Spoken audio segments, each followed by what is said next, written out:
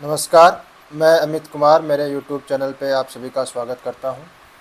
आज की क्लास में अपन पढ़ेंगे मैट्रिक स्पेस दूरिक समष्टियाँ, जो अपने फर्स्ट ग्रेड पीजी सिलेबस का पार्ट है।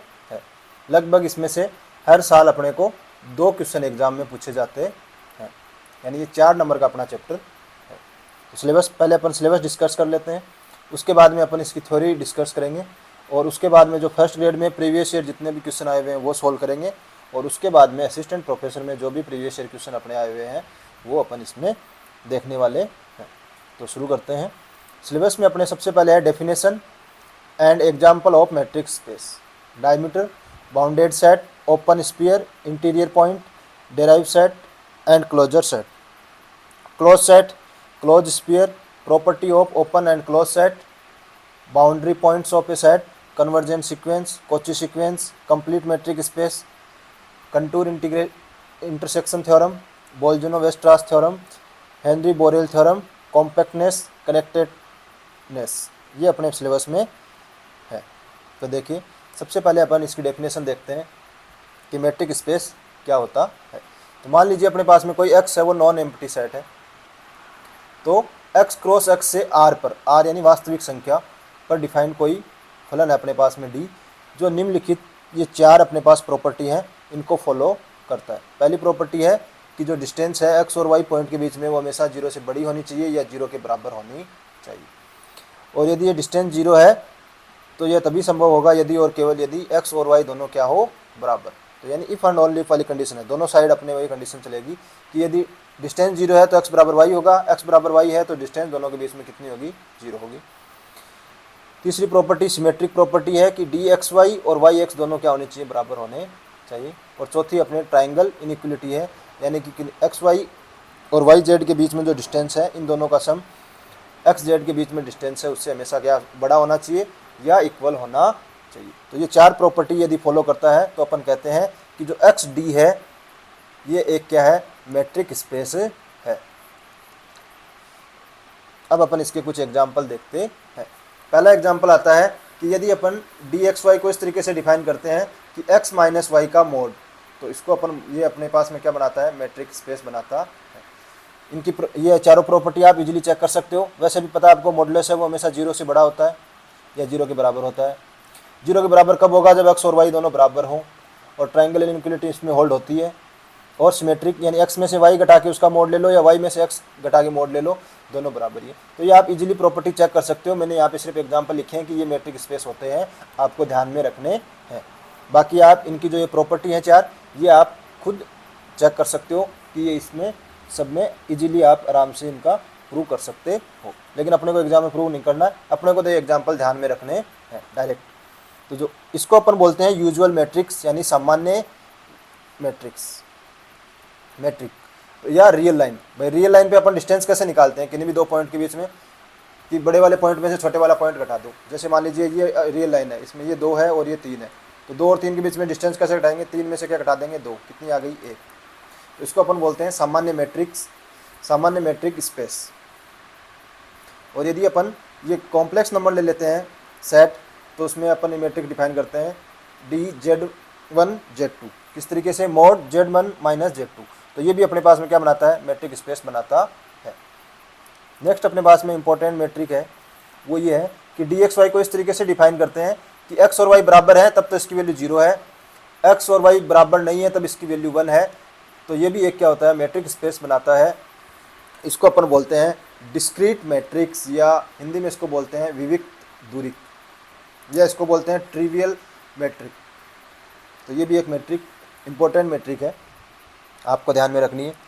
यदि अपन मैट्रिक इस तरीके से डिफाइन करते हैं डी अल्फा और बीटा के बीच में, जहाँ अल्फा और बीटा है वो किससे बिलोंग कर रहे हैं, आर स्क्वायर, यानी ये 2 टपल टाइप के हैं, x1, y1, और बीटा किसका है, x2 और y2 का। तो इनमें इस तरीके से मैट्रिक डिफाइन करते हैं। तो ये भी अपने पास में एक मैट्रिक स्पेस बनाता है, जिसको अपन बोलते हैं यूक्लिडियन मैट्रिक या यूजुअल मैट्रिक आर स्क्वायर का। जो x माइनस वाई का मोड पढ़ा था वो आर के अंदर था, और ये इसको बोलते हैं Euclidean metric R square space के अंदर।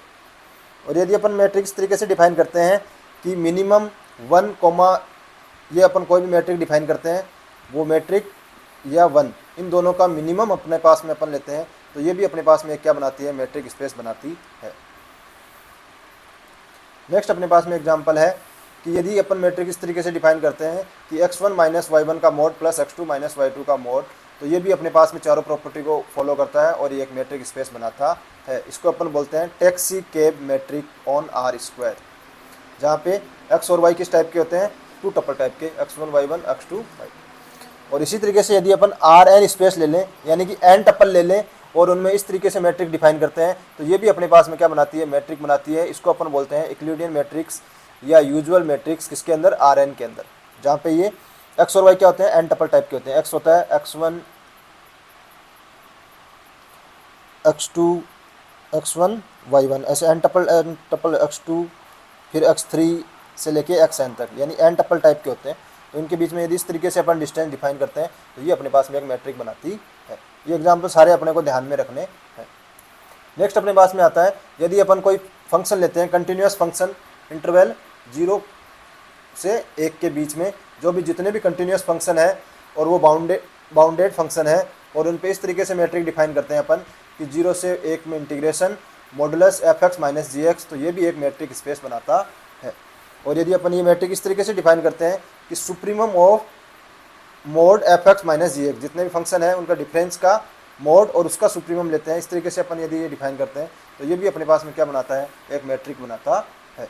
ये एग्जांपल सारे आपको दिमाग में ध्यान में रखना। नेक्स्ट एग्जांपल है कि यदि ये अपने को इस तरीके से यदि मैट्रिक डिफाइन है तो ये भी एक मैट्रिक स्पेस बनाता है।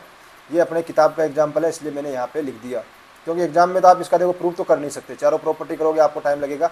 इसलिए ये ऐसे एग्जांपल है कि आप एक बार आंखों के इनके ऊपर आंखें से एक बार रीडिंग मार लोगे तो ये आपको क्या हो जाएंगे, कंप्लीट याद हो जाएंगे, तो आप एग्जाम में डायरेक्ट बता सकते हो।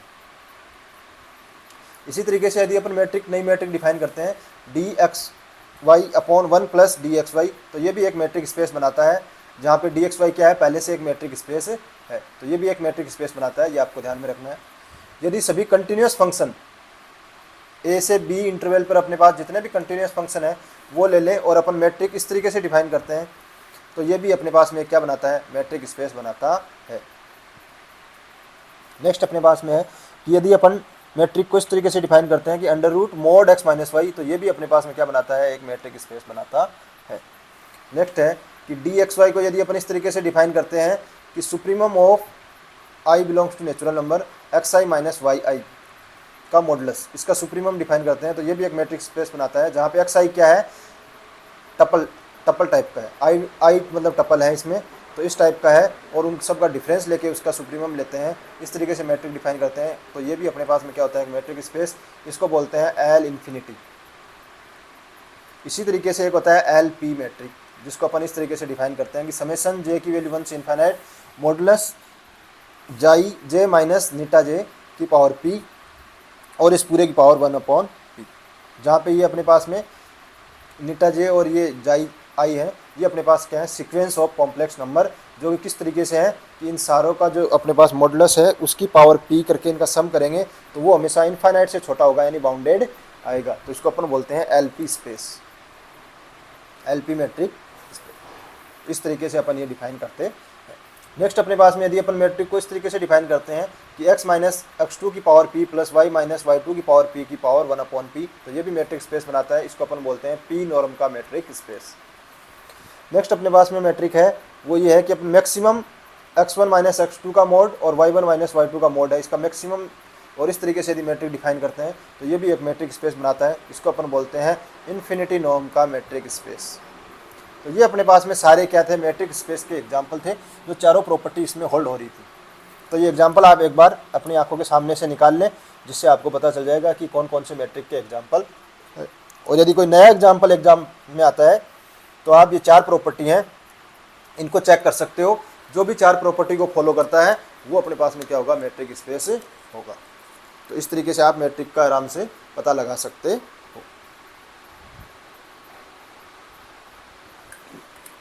अब अपने पास में कुछ इनइक्वलिटीज़ हैं जो अपने पास में, इसमें ट्राइंगल इनइक्वलिटी है, उसको अपन यदि प्रूव करते हैं तो उसमें काम आती हैं। तो ये इतना कोई ध्यान में रखने की नहीं है, एक बार इस बस देख लो कि इसको मिनकोस की इनइक्वलिटी बोलते हैं, इसको बोलते हैं कोची श्वार्ज इनइक्वलिटी, और एक होती है अपने पास में होल्डर इनइक्वलिटी। तो ये आप एक बार आंखों से देख लें, याद हो जाए तो ठीक है, अगर नहीं भी याद होते हैं तो कोई दिक्कत नहीं है, बस इनके नाम ध्यान में रख लें। कई बार एग्जाम में हो सकता है पूछ ले कि इस इनइक्वलिटी का नाम क्या है। नेक्स्ट अपने पास में आता है कि ऐसे एग्जाम्पल जो मैट्रिक स्पेस नहीं बनाते हो। तो जैसे मान लीजिए कई बार डिस्टेंस प्लान डिफाइन किया तो अपन क्या करेंगे, चारों चेक करते हैं प्रॉपर्टी। तो जैसे मान लीजिए अपन ने डिफाइन किया x माइनस वाई का स्क्वायर, तो क्या ये मैट्रिक स्पेस बनाता है। तो अपन इसकी प्रॉपर्टी देखो, ये 0 से बड़ा हो रहा है हमेशा या 0 के बराबर है, और एक्स वाई बराबर है तब इसकी वैल्यू 0 आएगी, और इसकी वैल्यू 0 कब आएगी, जब एक्स और वाई दोनों क्या हो, बराबर।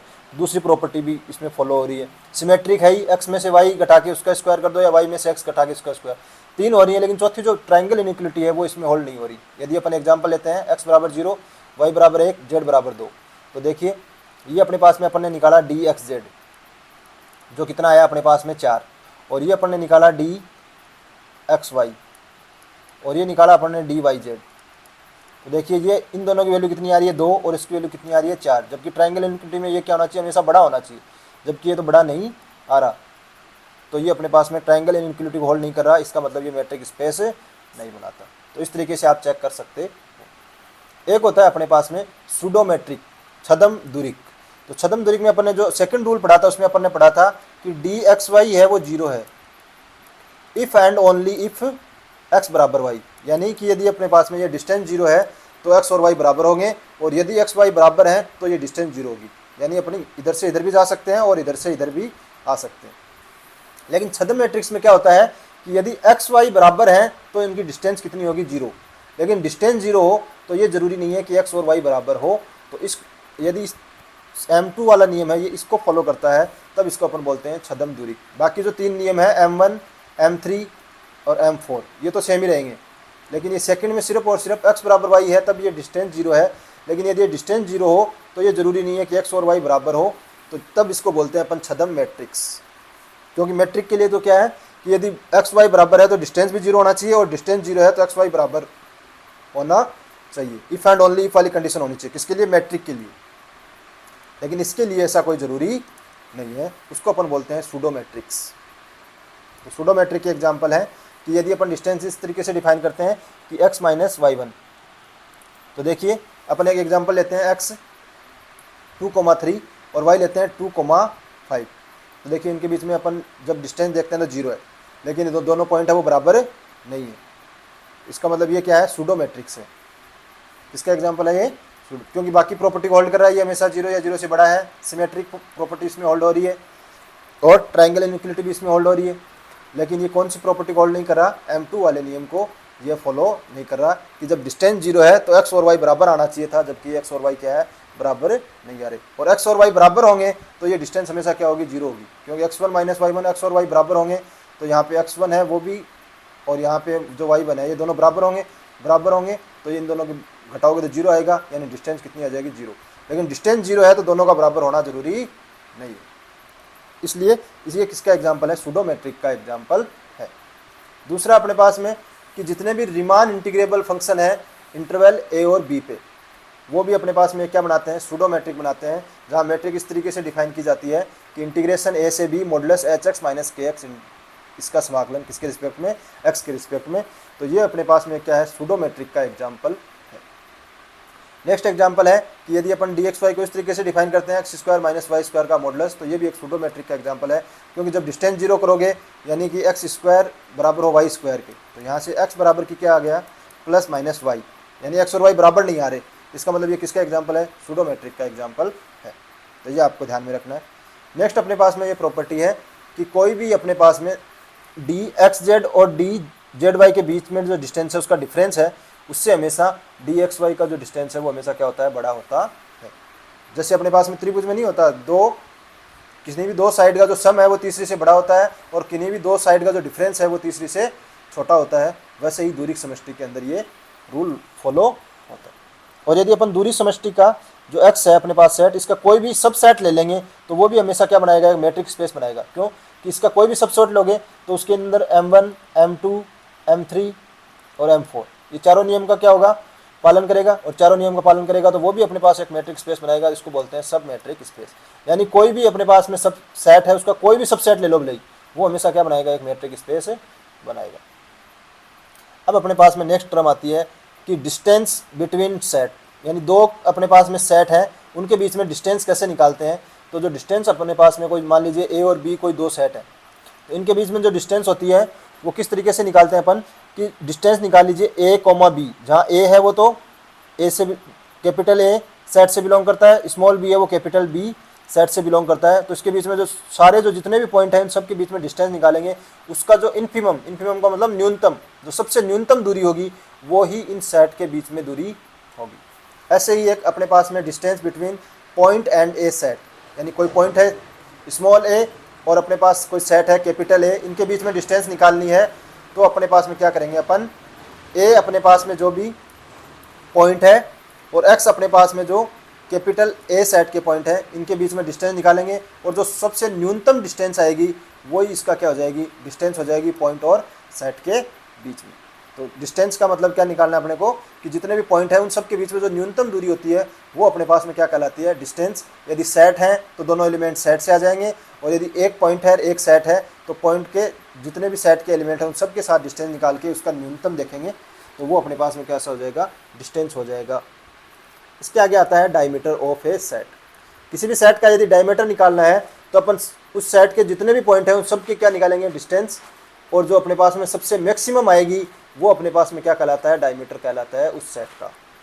यानी डिस्टेंस निकालेंगे और सबसे अधिकतम आएगी वो अपने पास में क्या हो जाएगा, डायमीटर हो जाएगा। यदि डायमीटर फाइनाइट है तो अपन कह देंगे कि ये फाइनाइट डायमीटर वाला मैट्रिक स्पेस है, इनफाइनाइट है तो अपन बोल देंगे कि ये इनफाइनाइट का मैट्रिक स्पेस है।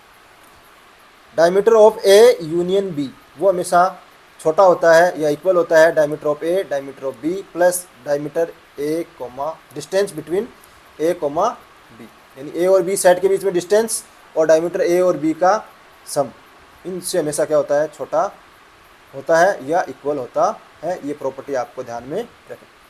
नेक्स्ट इंपॉर्टेंट प्रॉपर्टी ये है कि डिस्टेंस बिटवीन ए और बी, ए और B if and only if A intersection B is not equal to zero, यानी कि यदि डिस्टेंस है वो अपने पास में जीरो है, कोई भी दो अपने पास सेट है उनके बीच में डिस्टेंस जीरो है, if and only if A intersection B is not equal to 5।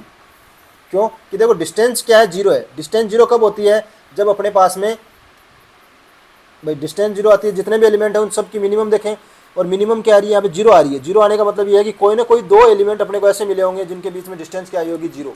और अपने को पता है डिस्टेंस जीरो आने का मतलब क्या है, एक्स और वाई क्या हो गए, बराबर। तो यहाँ पे एक्स है वो तो किससे बिलोंग कर रहा है, ए से, और वाई है वो किससे बिलोंग कर रहा है, बी से। तो यहाँ से एक्स और वाई बराबर आ गए, बराबर आ गए, इसका मतलब ये दोनों किस में आएंगे, ए इंटरसेक्शन बी में आएंगे। तो ए इंटरसेक्शन बी है वो कभी भी फाई नहीं हो सकता। तो ये आप यहाँ से देख सकते हो इजीली, ये छोटा सा प्रूव है कि डिस्टेंस ए बी के बीच में जीरो है, इसका मतलब उसके अंदर इंटरसेक्शन में कुछ न कुछ एलिमेंट तो आएंगे, कभी भी फाई नहीं होगा। और यदि डिस्टेंस अपने पास जीरो से बड़ी है, इसका मतलब जीरो नहीं आ रहा, भाई जीरो नहीं आ रहा, इसका मतलब इसका इंटरसेक्शन है वो क्या है, फाई है। मान लीजिए इंटरसेक्शन में कोई भी एक एलिमेंट आ जाता एक्स, यानी एक्स है वो किस में है, ए में भी है, और एक्स है वो किस में है, बी में भी है, और इसमें होता है तो ये डिस्टेंस एक्स कोमा एक्स है वो कितनी आती है, हमेशा जीरो आती। तो और अपन डिस्टेंस क्या लेते हैं, इन्फिमम, तो इन्फिमम तो फिर जीरो हो जाती। इसका मतलब इनके बीच में कुछ भी कॉमन एलिमेंट नहीं आ सकता यदि इनकी डिस्टेंस जीरो से बड़ी है। भाई कॉमन आ गया तो फिर डिस्टेंस कितनी हो जाएगी, जीरो, तो फिर ये तो जीरो के बराबर हो जाएगा। जबकि ये क्या कह रहा है, डिस्टेंस हमेशा क्या है, जीरो से बड़ी है। तो जीरो से बड़ी तभी हो सकती है जब इसका इंटरसेक्शन क्या हो, फाई हो। तो ये आप इजीली यहाँ से चेक कर सकते हो। डिस्टेंस ए सेट की अपन फाई सेट यानी इम्पटी सेट के साथ में लेते हैं तो वो हमेशा किसके बराबर होती है, इन्फिनिटी के बराबर होती है। और x और a के बीच में यदि जीरो है तो ये तभी संभव है जब x है वो किससे हो, a से बिलोंग करते हो। क्योंकि a से बिलोंग करेगा तो ये अपने पास में हो गया डिस्टेंस x और x के बीच में, दोनों बराबर हो गए, बराबर हो गए तो क्या हो गया, जीरो। तो डिस्टेंस जीरो तभी हो सकती है जब दोनों एलिमेंट क्या हो, बराबर। इसका मतलब ये है कि x किससे बिलोंग करेगा, सेट में से बिलोंग करेगा। अब जो फाई सेट है अपने पास में, इसकी जो अपने पास डिस्टेंस है, कुछ लोग कहते हैं कि माइनस इन्फिनिटी होगी, कुछ लोग कहते हैं जीरो होगा। तो जो भी अपने को ऑप्शन मिले उसके अकॉर्डिंग आंसर लगा देना। कुछ लेखक तो ये कहते हैं कि इसकी वैल्यू माइनस इन्फिनिटी होती है, कुछ कहते हैं इसकी वैल्यू जीरो होती है। तो ये ध्यान में रखना। और यदि अपने पास में डिस्टेंस x की अपने पास में a सेट के साथ में और डिस्टेंस y की a सेट के साथ में, इन दोनों का डिफरेंस है वो हमेशा डिस्टेंस x y के बीच में होता है, उससे छोटा होता है या उसके बराबर होता है। ये भी आपको ध्यान में रखना। अब अपने पास में एक एग्जाम्पल अपन करके देखते हैं कि डिस्टेंस कैसे निकालते हैं। तो डी अपने पास में क्या है, एक यूजुअल मैट्रिक है। यूजुअल मैट्रिक का मतलब है कि एक्स माइनस वाई का मोड है। यूजुअल मैट्रिक का मतलब हो गया जो अपने रियल एनालिसिस पढ़ते हैं उसमें जो अपने पास डिस्टेंस है उस तरीके से अपने पास, उसको अपन क्या बोलते हैं, यूजुअल मैट्रिक। यूजुअल मैट्रिक का मतलब रियल लाइन। देखिए ए सेट है, उसका डायमीटर, डायमीटर का मतलब क्या होता है कि इन सेट के जितने भी एलिमेंट हैं उन सब के बीच में मैक्सिमम दूरी। तो मैक्सिमम दूरी कब आएगी, जब 3 में से अपन क्या घटाएंगे, 2। बाकी 2 3 के बीच में आप कोई भी एलिमेंट लोगे तो उनके बीच की जो डिस्टेंस है वो हमेशा 1 से छोटी आएगी। जैसे मान लीजिए आपने लिया 2.1 और मान लीजिए आपने लिया 2.9, तो इनके बीच की जो डिस्टेंस निकालोगे तो कितनी आएगी, 0.8। तो 1 से छोटी है, यानी मैक्सिमम डिस्टेंस हमेशा कितनी आएगी, 1। तो अपने पास में डायमीटर एक का कितना हो गया, 1। ऐसे ही बी के बीच में निकालोगे तो 5 में से 3 घटाओ कितना हो गया, 2। तो मैक्सिमम डिस्टेंस कितनी आएगी, 2। और डायमीटर क्या होता है, मैक्सिमम ही होता है, तो इसकी वैल्यू आ जाएगी 2। अब ये कह रहा है डायमीटर 7/2 का किससे निकालना है, बी से। तो देखिए 7/2 का क्या निकालना है, डिस्टेंस निकालना है किससे, बी से। तो डिस्टेंस कैसे निकालते हैं अपन, डिस्टेंस का मतलब लेते हैं इन्फिमम। इस मतलब 7,2 की बी के जितने भी एलिमेंट हैं, यानी 3 5 हैं, 3 से लेके 5 तक जितने भी एलिमेंट हैं, इन सब के बीच में जो डिस्टेंस आएगी उसका सबसे न्यूनतम मान। तो आपको पता है कि 7/2 का मतलब हो गया लगभग 4.5। तो ये किस में से बिलोंग कर रहा है, सेट में से बिलोंग कर रहा है, और सेट में से बिलोंग करता है तो डिस्टेंस कितनी आती है, 0। तो इसकी वैल्यू कितनी आ जाएगी, 0, क्योंकि 4.5 है, ये सेट में से बिलोंग करता है, तो इसकी 4.5 से डिस्टेंस लोगे कितनी आ जाएगी, 0। तो इन्फिमम भी कितनी आएगी, 0 ही आएगी। तो इसकी डिस्टेंस कितनी आ गई, 0। अब ये कह रहा है 4 की अपने को डिस्टेंस निकालनी है किसके साथ में, ए के साथ में, तो 2 और 3। तो न्यूनतम अपने पास में किस में आएगी, देखो 4 की डिस्टेंस अपन 2 के साथ निकालेंगे तो कितनी आएगी, 2। और यदि 3 के साथ निकालेंगे तो कितनी आएगी, 1। तो इसकी न्यूनतम जो डिस्टेंस आएगी वो कितनी आएगी, 1 आएगी। तो इसकी वैल्यू कितनी हो जाएगी, 1। तो डिस्टेंस में हमेशा न्यूनतम देखते हैं और डायमीटर में हमेशा मैक्सिमम देखते हैं। तो इस तरीके से कोई भी अगर एग्जाम्पल बना के देता है, लगभग एग्जाम में चांस है कि वो यूजुअल मैट्रिक से ही अपने को पूछेगा कि डायमीटर निकालिए और अपने पास में डिस्टेंस निकालिए। तो आप चेक कर लोगे कहाँ पे मिनिमम आ रही है और कहाँ पे ये मैक्सिमम आ रही है। मैक्सिमम वाला हो जाता है डायमीटर, और मिनिमम वाले देखना होता है तब अपन डिस्टेंस देखनी होती है, तब अपन क्या देखते हैं, मिनिमम। तो इस तरीके से आप इजीली सोल्व कर सकते हो। नेक्स्ट अपने पास में आता है बाउंडेड मैट्रिक्स। बाउंडेड मैट्रिक का मतलब ये है कि जो अपने पास में एक्स और वाई के बीच में जितने भी एलिमेंट जो अपने सेट के हैं उन सब की जो डिस्टेंस है वो हमेशा m से छोटी या m के बराबर रहती है, तो अपन इसको बोलते हैं बाउंडेड मैट्रिक है। तो देखिए बाउंडेड मैट्रिक के जो एग्जांपल है, पहला है कि dxy/1 + dxy, इसकी वैल्यू हमेशा क्या होती है, 1 से छोटी होती है। तो ये हमेशा क्या है, बाउंडेड मैट्रिक है। और यदि इसको m से गुणा कर देते हैं अपन इसको, तो ये हमेशा क्या होगी, m से छोटी। तो ये भी क्या है, एक बाउंडेड मैट्रिक है। ये एग्जाम्पल ध्यान में रखें। दूसरा मैट्रिक अपने पास में किस तरीके से डिफाइन करते हैं, मिनिमम 1, dxy। तो मिनिमम 1 और इसका मिनिमम लेना है, तो इसकी वैल्यू अधिकतम कितनी आ सकती है, 1 आ सकती है। जब तक अपने पास में इसकी जो ये dxy मैट्रिक है इसकी 1 से छोटी होगी तब तो मिनिमम अपने पास में वो आ जाएगा। जैसे ही 1 से बड़ी होगी तो मिनिमम क्या हो जाएगा, 1।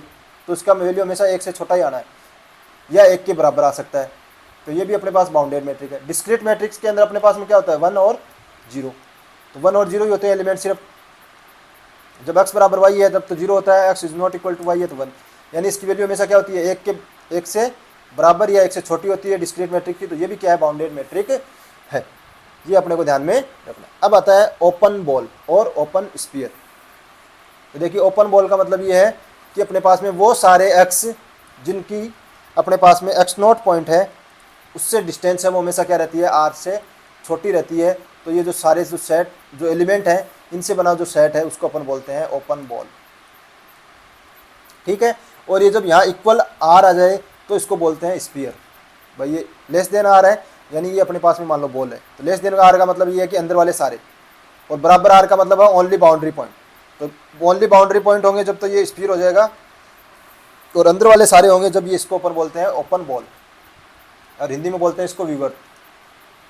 तो ये अपने पास में ओपन बॉल की डेफिनेशन है, जहाँ पे r रेडियस होती है और ये अपने पास सेंटर। इसको इस तरीके से लिखते हैं अपन s x0 r b x0 r या s r x0 b r x0। यानी यहाँ पे r है, ये तो r होती है, और ये x0 पॉइंट के रिस्पेक्ट में अपन क्या निकाल सकते हैं, ओपन बॉल निकाल सकते हैं। यानी कि जैसे भी एक एग्जांपल देखते हैं आगे तो उससे आपको ये समझ में आ जाएगा।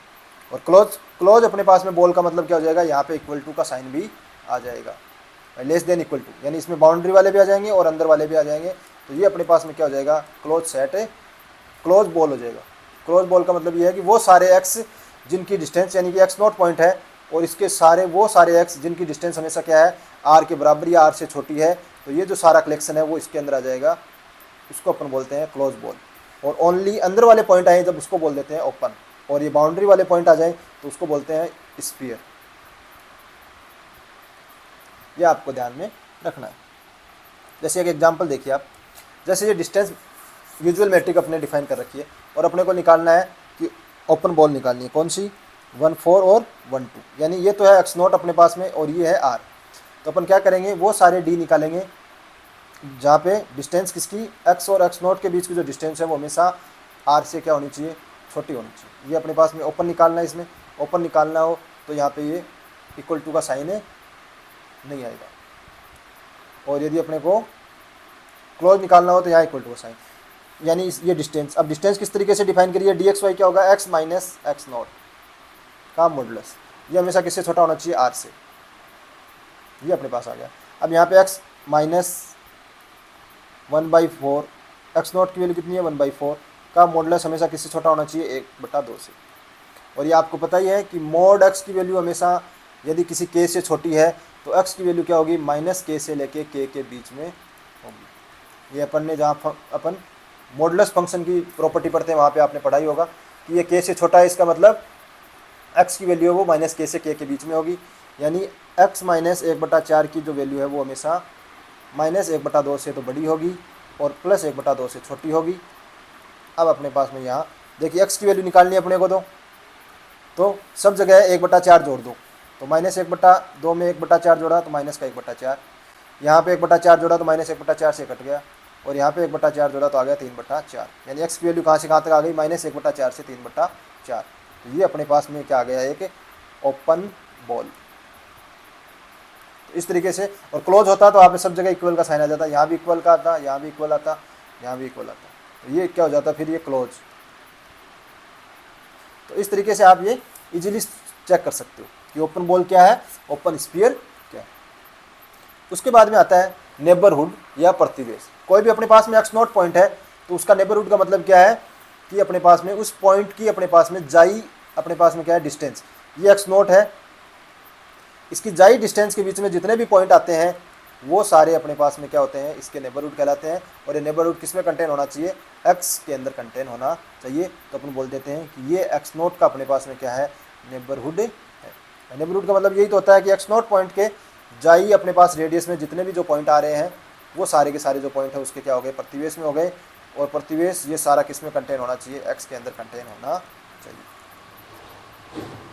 अब आता है लिमिट पॉइंट, सीमा बिंदु। सीमा बिंदु का मतलब ये है कि यदि एक्स नॉट अपने पास में क्या है, कोई भी एक्स है वो अपने पास में क्या है, सीमा बिंदु होगा। कब, जब अपन इसका कोई भी अपन ओपन बॉल निकालते हैं तो उस ओपन बॉल का यदि अपन इंटरसेक्शन लेते हैं किसके साथ में, जो अपने पास में ए अपने पास में क्या है, सेट है, तो वो हमेशा फाई के बराबर नहीं होना चाहिए। यानी उसके जैसे ये अपने पास में कोई पॉइंट है एक्स, ये लिमिट पॉइंट कब होगा, जब अपन इसका आर डिस्टेंस का अपन क्या लेते हैं, कोई भी ओपन बॉल लेते हैं तो इसमें खुद पॉइंट है एक्स, इसके अलावा भी अपने पास में कोई अन्य एलिमेंट होने चाहिए, ये कभी भी फाई के बराबर नहीं आना चाहिए, यानी और भी एलिमेंट इसके अंदर होने चाहिए सेट ए के। तो अब इसको अपन क्या बोलते हैं, लिमिट पॉइंट।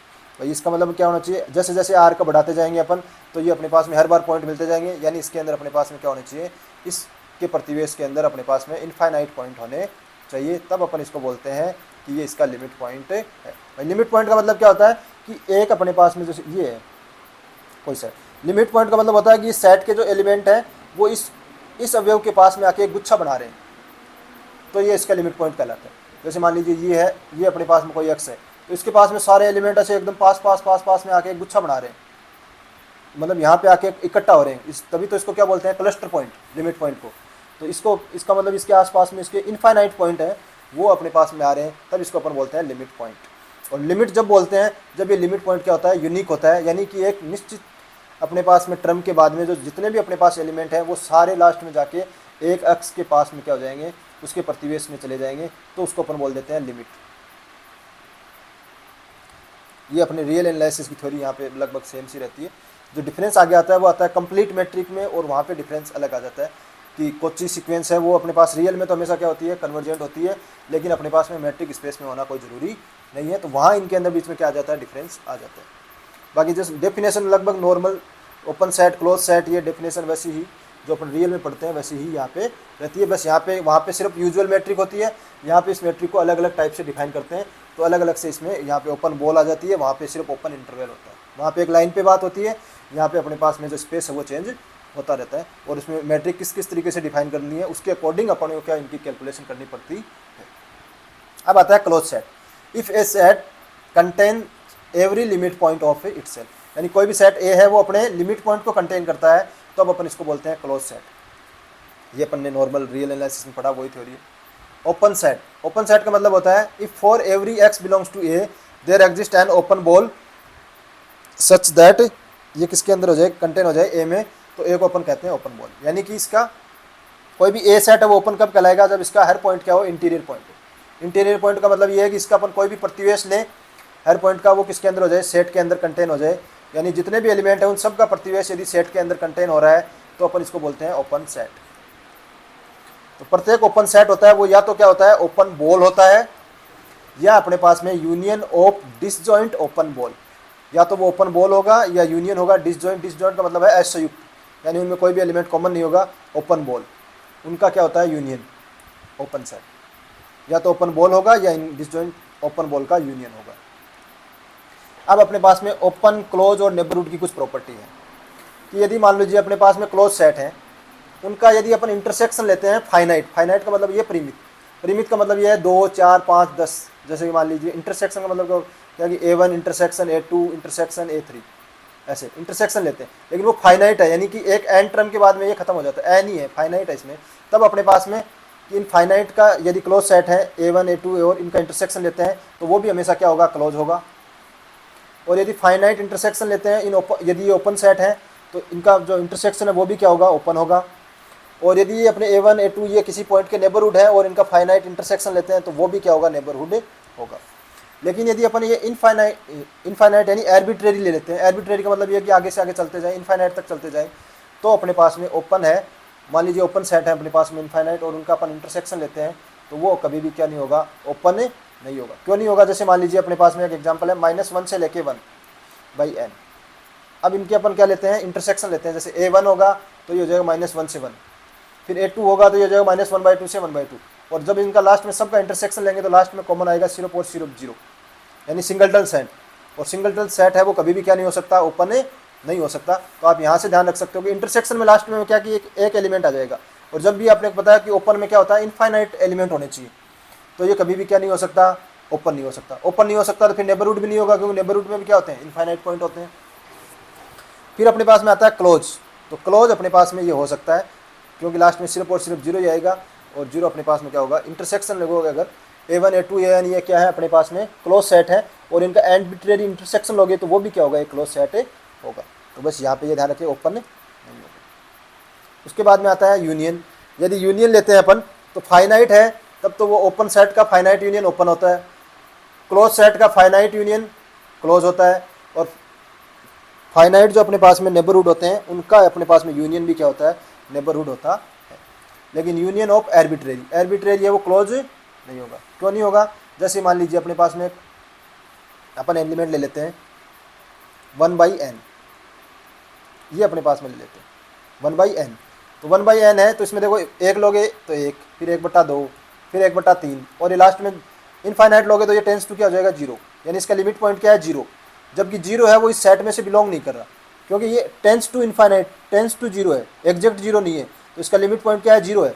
लेकिन वो इस सेट में से बिलोंग कर रहा क्या, नहीं कर रहा। तो क्लोज होने के लिए तो क्या होना चाहिए, लिमिट पॉइंट है वो सेट में से बिलोंग करना चाहिए, लेकिन ये नहीं कर रहा। इसका मतलब जो आर्बिट्रेरी यूनियन है उसका अपने पास में क्लोज होना जरूरी नहीं है। ओपन सेट का आर्बिट्रेरी यूनियन है वो हमेशा क्या होता है, ओपन, और नेबरहुड भी क्या होता है, यदि अपने पास में आर्बिट्रेरी यूनियन लिया जाता है तो वो नेबरहुड भी होगा। तो ये आप यहाँ से ध्यान रख सकते हो। बस ये देखो मेन चीज़ इसमें यही ध्यान रखनी है कि जब फाइनाइट का मतलब आर्बिट्रेरी इंटरसेक्शन लेते जाते हो, जैसे जैसे कॉमन करते जाओगे तो लास्ट में सिर्फ और सिर्फ एक एलिमेंट बचेगा, और सिंगलटन सेट कभी भी क्या नहीं हो सकता, ओपन नहीं हो सकता, क्योंकि ओपन होने के लिए अपने को इनफाइनाइट टर्म चाहिए। तो ये अपने ऐसा क्या होगा, ओपन नहीं हो सकता।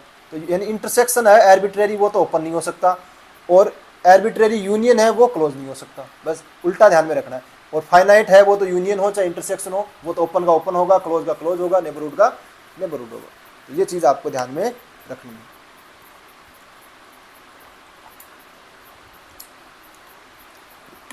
तो इस तरीके से आप ये ओपन क्लोज की थ्योरम ध्यान में रख सकते हो। अब अपने पास में आता है कि कोई भी सेट ए है, ए सेट ओपन है तो इसका जो कॉम्प्लीमेंट है वो हमेशा क्या होगा, क्लोज। ए ओपन होगा इफ़ एंड ओनली इफ़ कि इसका कॉम्प्लीमेंट है वो क्या हो, क्लोज। और यदि ए क्लोज है वो तभी होगा इफ़ एंड ओनली इफ़ यदि इसका कॉम्प्लीमेंट है वो क्या हो, ओपन। ये दोनों थ्योरम आप ध्यान में रखेंगे, आप रियल में पढ़ते ही हो। कोई भी मैट्रिक स्पेस है एक्स डी, तो अपने पास में जो एक्स सेट है वो ओपन भी होता है और क्लोज भी होता है, और इसके अंदर फाई होता है यानी इम्पटी सेट है वो भी हमेशा ओपन भी होता है और क्लोज भी होता है। तो ये ध्यान रखें कि किसी भी मैट्रिक के अंदर फाई और एक्स हमेशा क्या होते हैं, ओपन भी होते हैं और क्लोज भी होते हैं। और ये दो ही सेट होते हैं अपने यूजुअल मैट्रिक के अंदर, तो जो सिर्फ और सिर्फ क्या होते हैं, ओपन और क्लोज होते हैं यूजुअल मैट्रिक के अंदर। In a discrete metric space, discrete metric का मतलब क्या होता है, 1 और 0 वाली, कि जब बराबर है जब तो 0 और बराबर नहीं है तब अपने पास में 1, तो वो अपने पास में क्या है, डिस्क्रीट मैट्रिक है। इसके अंदर एवरी सब सेट इज ओपन, यानी इसका प्रत्येक सब सेट होता है वो हमेशा क्या होता है, ओपन। ये थ्योरम आप इंपॉर्टेंट है, ध्यान में रखेंगे। डिस्क्रीट मैट्रिक के अंदर प्रत्येक सब सेट हमेशा क्या होता है, ओपन होता है। अब इसका आप ऐसे देख सकते हो कि यदि ए है वो या तो क्या किसके बराबर होगा, फाई, तो फाई तो आपको पता ही है ओपन होता ही है। और यदि फाई के बराबर नहीं है तो इसमें कोई ना कोई एलिमेंट क्या होगा, कोई ना कोई एक एक्स एलिमेंट होगा सेट के अंदर। और यदि एक्स सेट के अंदर एलिमेंट होगा तो इसकी 1/4 से अपन क्या निकालते हैं, इसका ओपन बॉल निकालते हैं। तो उसके अंदर सिर्फ और सिर्फ क्या आएगा, एक्स आएगा। क्यों कि भाई इसके अंदर कोई एलिमेंट है एक्स, तो अब ये एक्स है, इसकी अपन 1/4 डिस्टेंस ले लेते हैं, यानी एक्स की 1/4 डिस्टेंस के अंदर कौन कौन से एलिमेंट आएंगे, तो वो सिर्फ और सिर्फ क्या आएगा, एक्स आएगा। क्योंकि एक्स का अपने पास में 1/4 के अलावा कोई मान लो दूसरा एलिमेंट आ गया वाई, तो एक्स और y is not equal to y होंगे। और वाई अपने पास में क्या हो जाएगा, दोनों बराबर नहीं है, बराबर नहीं है तो इसकी डिस्टेंस कितनी होनी चाहिए, 1 होनी चाहिए। लेकिन अपन तो किसमें ले रहे हैं, 1/4 ले रहे हैं, यानी एक से छोटी ले रहे हैं। तो एक से छोटी कोई भी अपन लेंगे उसमें सिर्फ और सिर्फ वो एलिमेंट खुद ही आ सकता है, क्योंकि एक से छोटी डिस्टेंस इसमें या तो होती है 0 या होती है 1। भाई कोई भी अपन रेडियस एक से छोटी लेंगे तो उसमें हमेशा डिस्टेंस 0 ही आएगी, और 0 तभी आएगी जब दोनों बराबर आएंगे। यानी सेट के अंदर क्या आएगा, सिंगलटन सेट। और ये अपने पास में किसका है, ये पूरा का पूरा इसका जो नेबरहुड है वो कंटेन हो रहा है किसमें, सेट में। और नेबरहुड कंटेन हो रहा है सेट में, तो ये इसका मतलब क्या हो गया, ये अपने पास में ओपन हो गया। अब आप सोच रहे होंगे कि सिंगलटन सेट है, ये अपने पास में यहाँ ओपन कैसे हो गया। तो देखिए ओपन और क्लोज की जो ये स्टोरी है कि अपने पास में सिंगलटन सेट, ये यूजुअल मैट्रिक के अंदर तो अपने पास में क्या होती है, लागू होती है कि अपने पास में इनफाइनाइट होना चाहिए। सिंगलटन सेट हमेशा क्या नहीं हो सकता, ओपन सेट नहीं हो सकता। लेकिन अदर मैट्रिक जो है अपने पास में, उनके अंदर सिंगलटन सेट है वो भी क्या हो सकता है, ओपन हो सकता है या क्लोज हो सकता है। ये आप ध्यान में रखें, यही डिफरेंस है रियल के अंदर और जो अपन मैट्रिक स्पेस पढ़ते हैं इसके अंदर। रियल के अंदर हमेशा क्या होता है, रियल में हमेशा ओपन सेट तभी होगा जब उसके अंदर इनफाइनाइट पॉइंट हो। लेकिन अपने पास में जो अपने पास में डिस्क्रीट मैट्रिक स्पेस है, इसके अंदर ऐसा भी पॉसिबल है कि कोई फाइनाइट है वो भी अपने पास क्या हो सकता है, ओपन हो सकता है। ये चीज़ आप ध्यान में रखें। Every singleton set in R is close for usual metric in D. तो यहाँ पे देखो सिंगलटन सेट है वो हमेशा क्या होता है, क्लोज सेट होता है। किसमें, यूजुअल मैट्रिक में होता है। ये सारी मैट्रिक के अंदर नहीं, सिर्फ और सिर्फ यूजुअल मैट्रिक के अंदर ऐसा होता है। कुछ और मैट्रिक के अंदर भी हो सकता है कि सिंगलटन सेट हो, लेकिन हर मैट्रिक के अंदर सिंगलटन सेट का क्लोज होना जरूरी नहीं है। कोई भी अपने पास में finite subset of a metric space is always close. कोई भी अपने पास में अपन मैट्रिक स्पेस लेते हैं और इसका कोई भी अपने पास में फाइनाइट सबसेट लेते हैं तो वो अपने पास में क्या होगा, ऑलवेज क्लोज सेट होगा। किसके अंदर, यूजुअल मैट्रिक के अंदर। किसके अंदर, यूजुअल मैट्रिक के अंदर।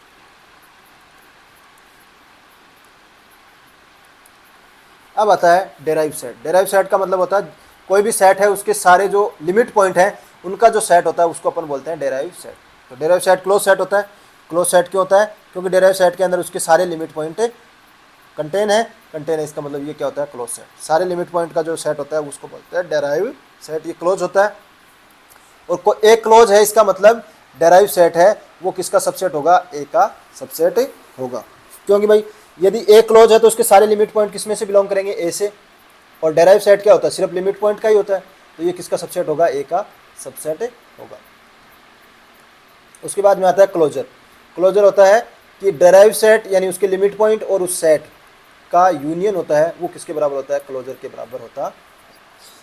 ए is close if and only if, कि इसका क्लोजर है वो किसके बराबर आ जाए, ए। भाई क्लोज है इसका मतलब ये डेराइव सेट है, वो अपने पास में किस में कंटेन हो गया, ए में, तो ये किसके बराबर आ गया, ए के बराबर ही तो आ गया। भाई जब डी ए इसके अंदर कंटेन हो गया तो इसका यूनियन किसके बराबर आ गया, ए के बराबर। तो क्लोज सेट होता है इफ एंड ओनली इफ। ये वाली प्रॉपर्टी आप ध्यान में रखें, कई बार एग्जाम में पूछी गई है कि ए क्लोज होगा इफ एंड ओनली इफ, इनका क्लोजर है वो किसके बराबर हो जाए, ए के बराबर हो जाएगा। अब ए क्लोजर क्या होता है, ए को कंटेन करने वाला सबसे छोटा क्लोज सेट होता है। जो ए क्लोजर है वो ए को कंटेन करने वाला सबसे छोटा क्लोज सेट होता है, ये भी आप ध्यान में रखें। इसके बाद में आता है, ये आता है इनके इंटीरियर से बना हुआ जो सेट होता है उसको अपन बोलते हैं ए नोट। जैसे अपने पास में ये होता है लार्जेस्ट ओपन सेट कंटेन्स इन ए, ये किसके अंदर कंटेन होता है, ए के अंदर कंटेन होता है। ए नोट है वो कंटेन होता है किसमें, ए में, ये आप ध्यान में रखें। ये ओपन सेट होता है और union of all open subset of A, A के जितने भी सबसेट हैं, जितने भी ओपन, उन सब का यूनियन किसके बराबर होता है, ए नोट के बराबर होता है। यानी इनके सारे जो इंटीरियर पॉइंट हैं उनसे मिलके बना होता है। और ये ए नोट का यदि अपन फिर से अपन करते हैं तो वो किसके बराबर आ जाता है, ए के बराबर आ जाता। A is open if and only if A naught बराबर ए, तो ओपन है तो ये इसके बराबर होगा। और यदि ए क्लोजर ए के बराबर है तो वो किसका होगा, क्लोज होगा, और ये ओपन होगा। ये आप ध्यान में रखें। अब कुछ पॉइंट आते हैं स्पेशल टाइप के, इंटीरियर पॉइंट। देखिए ये अपने पास में मान लीजिए कोई भी सेट है, तो इसके जो अंदर के जो पॉइंट होते हैं वो तो इंटीरियर पॉइंट होते हैं। यानी कि कोई भी यदि अपन पॉइंट है उसका यदि अपन कोई भी अपने पास प्रतिवेश लेंगे तो वो किसके अंदर कंटेन हो जाएगा, सेट के अंदर कंटेन हो जाएगा। और यदि बाउंड्री पे है तो इसके अंदर अपन कोई भी इसका यहाँ पे प्रतिवेश लेंगे तो उसका देखो कुछ एलिमेंट है वो तो ए के अंदर है, देखो ये वाले एलिमेंट तो ए के अंदर है, और ये वाले जो एलिमेंट है वो किस में है, ए कॉम्प्लीमेंट में है। यानी बाउंड्री पॉइंट का यदि ए के साथ इंटरसेक्शन लोगे वो भी फाई के बराबर नहीं आएगा, ए कॉम्प्लीमेंट के साथ लोगे वो भी फाई के बराबर नहीं आएगा। भाई इंटीरियर पॉइंट का प्रतिवेश तो पूरा का पूरा सेट में कंटेन होगा, बाउंड्री पॉइंट के कुछ एलिमेंट तो किस में होंगे, सेट में होंगे, और कुछ उसके कॉम्प्लीमेंट में होंगे।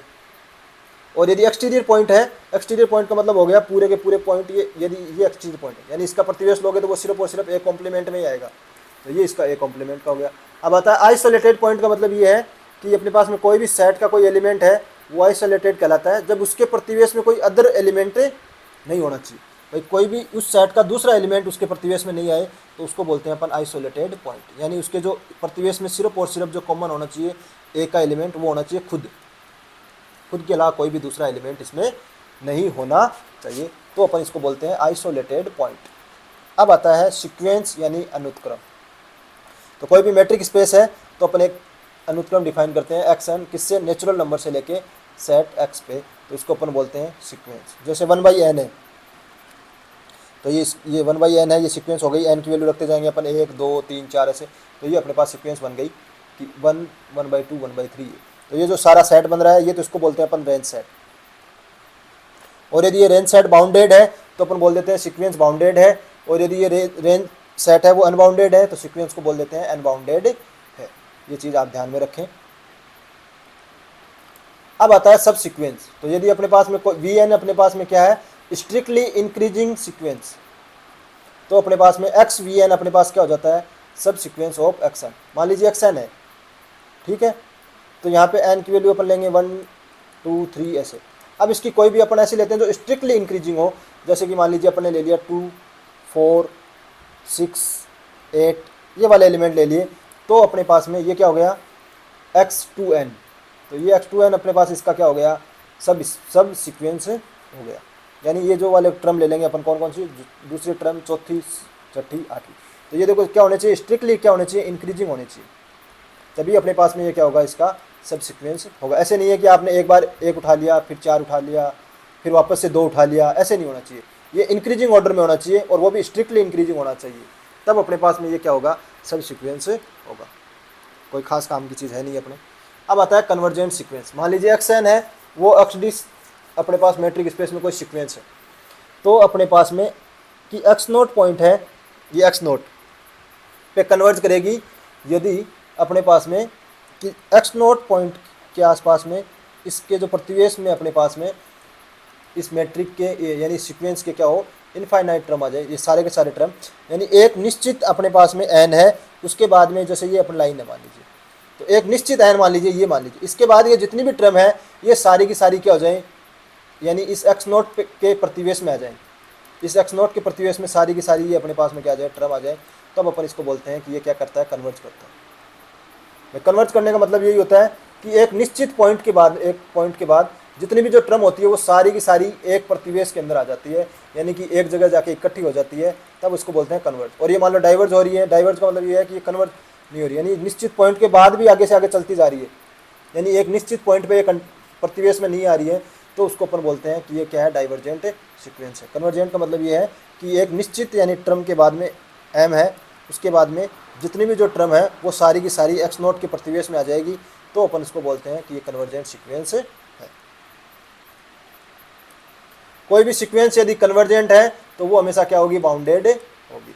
कन्वर्जेंट सीक्वेंस है तो बाउंडेड होगी, लेकिन बाउंडेड है तो कन्वर्जेंट होना जरूरी नहीं है, यानी कि इसका जो इन्वर्स है, कन्वर्स है, वो ट्रू नहीं है, इसका जो कन्वर्स है वो सत्य होना जरूरी नहीं है, हो भी सकता है और नहीं भी हो सकता। अब ये कह रहा है कि एक्स एन है वो कन्वर्ज कर रही है किस पे, एक्स नोट पे, तो इसकी जो सब सीक्वेंस है वो भी कन्वर्ज करेगी किस पे, एक्स नोट पे, यानी एक्स एन सीक्वेंस है वो एक्स नोट पे कन्वर्ज कर रही है, तो इसकी कोई भी सब सीक्वेंस है वो भी किस में करेगी, कन्वर्ज, एक्स नोट पे कन्वर्ज करेगी।